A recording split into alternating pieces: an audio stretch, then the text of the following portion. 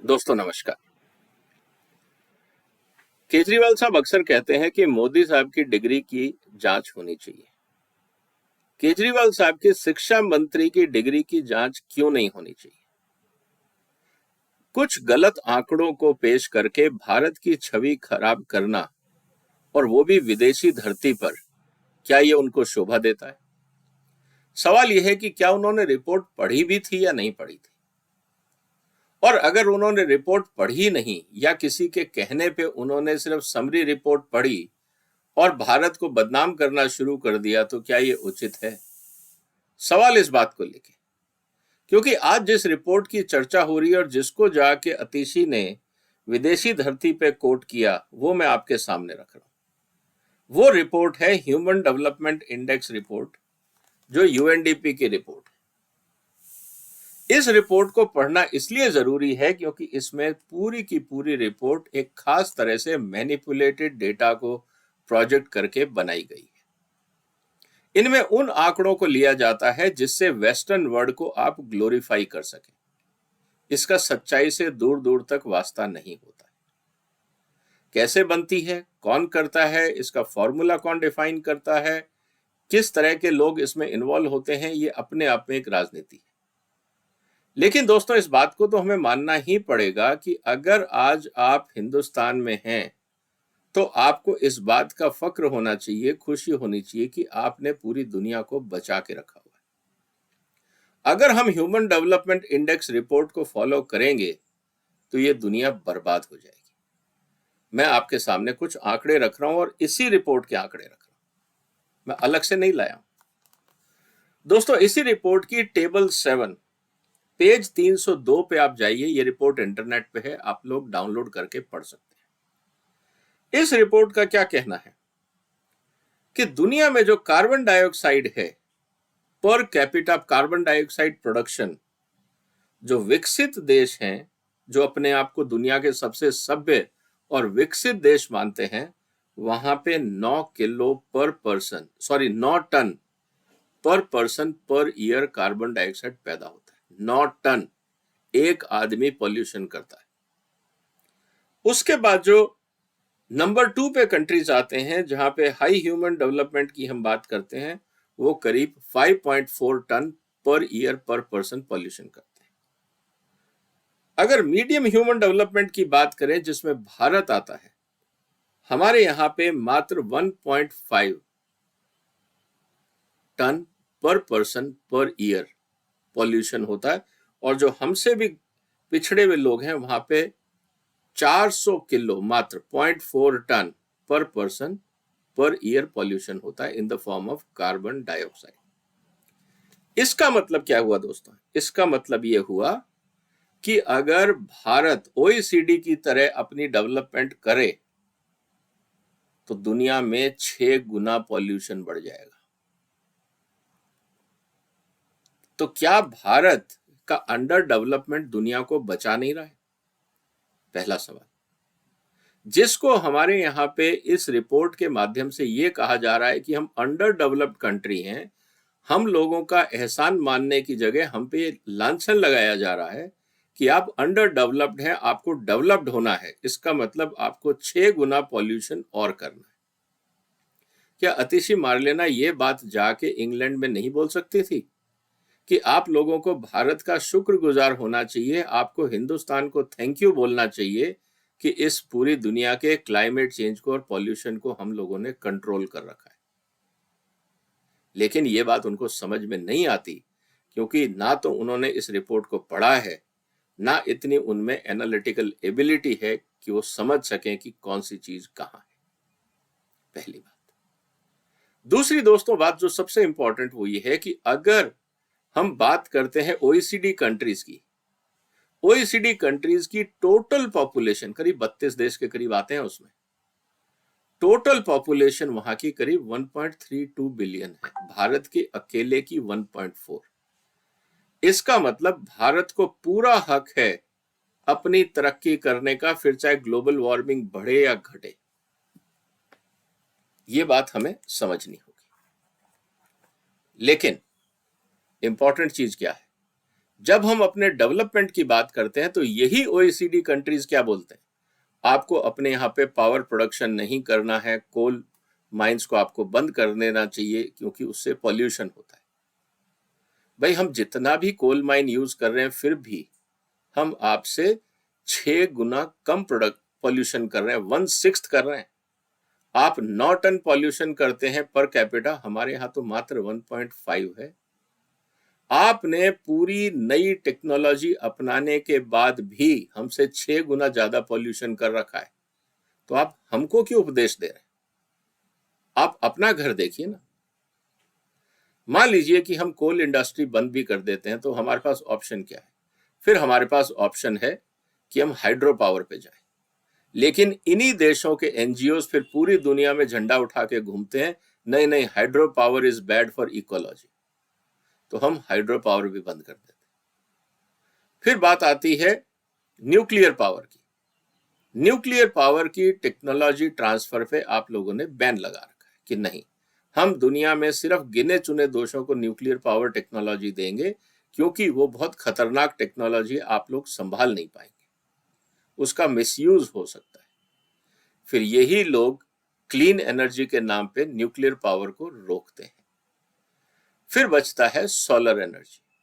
Solar energy के लिए आपको बहुत जमीन चाहिए, मेंटेनेंस कॉस्ट चाहिए, लेकिन वो चीज जो एक्सपेंसिव है, कंपैरेटिवली इनएफिशिएंट है, उसके हुए भी intellectual property rights, technology patents के कारण आप पूरी दुनिया में उसको इतना महंगा करके बेचते हैं कि वो एक डेवलपिंग और अंडर डेवलप्ड कंट्री की पहुंच से बाहर हो जाता है। विंड पावर अपने आप में बहुत सीमित है और उसमें भी इंटेलेक्चुअल प्रॉपर्टी और इन्वेस्टमेंट की जरूरत है जो बहुत सारे डेवलपिंग कंट्रीज के पास नहीं है।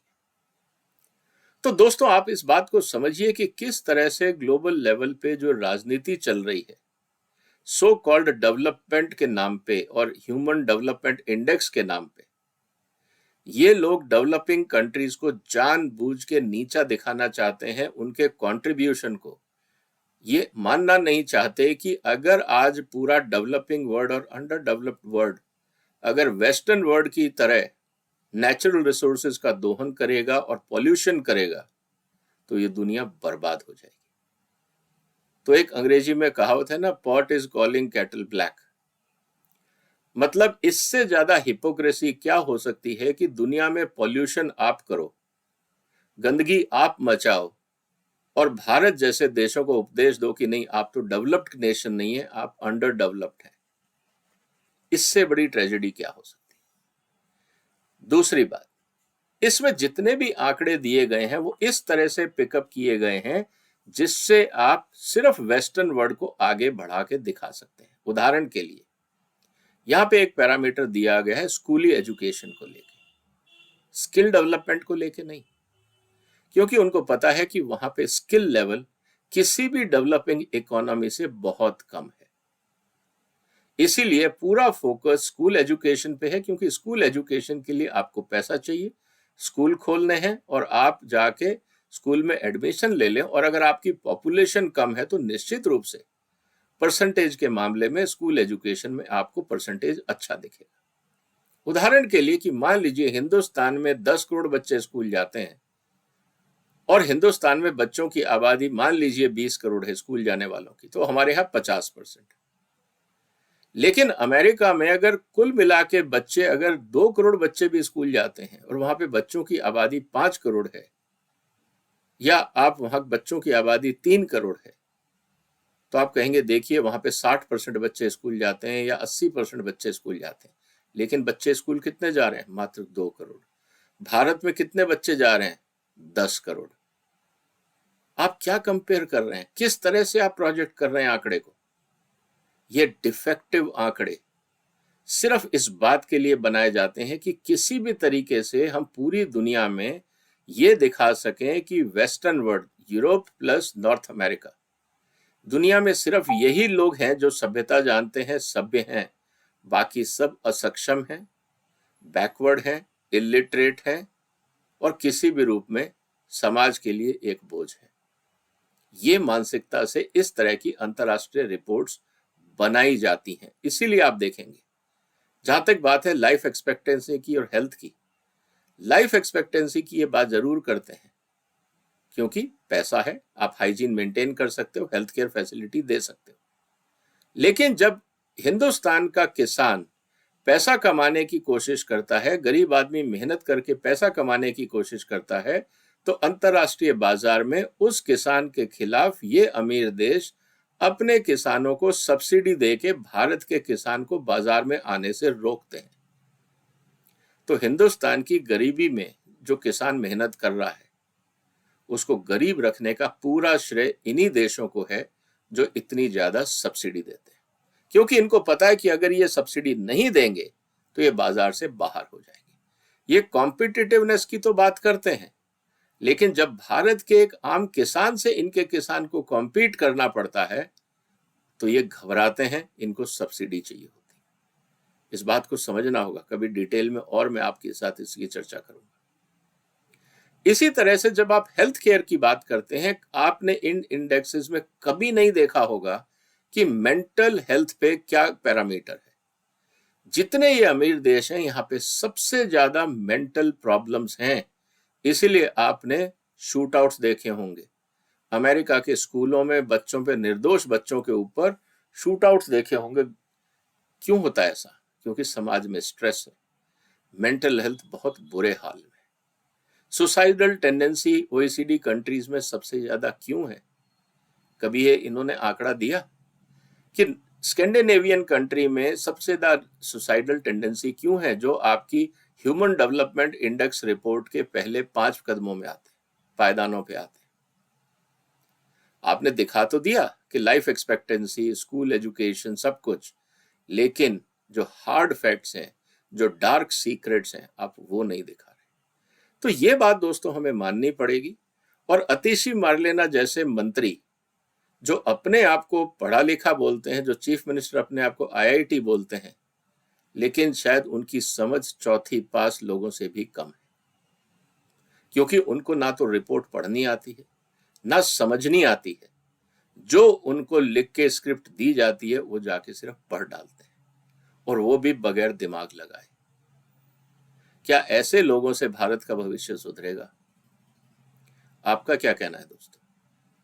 क्या भारत को इस तरह की इंटरनेशनल रिपोर्ट्स जो प्लांटेड हैं, मैनिपुलेटेड हैं, जिसका एक ही पर्पस है कि अपने आप को ऊंचा दिखाना और भारत को नीचा दिखाना, या बाकी डेवलपिंग कंट्रीज को नीचा दिखाना, क्या ये सोच सही है? क्या हमें इन रिपोर्ट्स को फेस वैल्यू पे लेना चाहिए? जिस तरह से हंगर इंडेक्स की रिपोर्ट है कि भारत में भूखमरी है, पूरे कोविड में 80 करोड़ लोगों को फ्री राशन दिया गया, कोई नहीं भूखा मरा, सबके पास सरप्लस था। इतना सरप्लस था कि लोगों ने जाके बाजार में बेचा। लेकिन human development index, hunger index बनाने वाले लोगों को जमीनी हकीकत नहीं समझ में आती, क्योंकि ये सब कट पेस्ट वाले रिसर्चर हैं। ये सेकेंडरी रिपोर्ट, एक एनजीओ की रिपोर्ट दूसरी एनजीओ कॉपी करता है, एक एजेंसी की रिपोर्ट दूसरी कॉपी करता है। जमीन पे आके काम करने की ना तो इनमें क्षमता है, ना काबिलियत है, ना इच्छा शक्ति है। ये सिर्फ रिपोर्ट्स बनाने के जो डोनर से पैसे इकट्ठे करते हैं, वो सिर्फ 5 स्टार होटल, एयरलाइंस ट्रैवल और पार्टीज, सेमिनार्स, कॉन्फ्रेंसेस में ही खर्च हो जाते हैं। जमीन तक पहुंचने में अभी बहुत देर लगेगी। तो दोस्तों, इस तरह की रिपोर्ट को देख के विचलित ना हो। ये एक एजेंडा के तहत रिपोर्ट बनाई जाती है, ये हम सबको जानना जरूरी है। इसीलिए इस वीडियो को आप शेयर करें, इस चैनल को सब्सक्राइब करें, क्योंकि जैसा आपको पता है कि मैं तथ्यों के आधार पे ही आपसे बात करता हूं।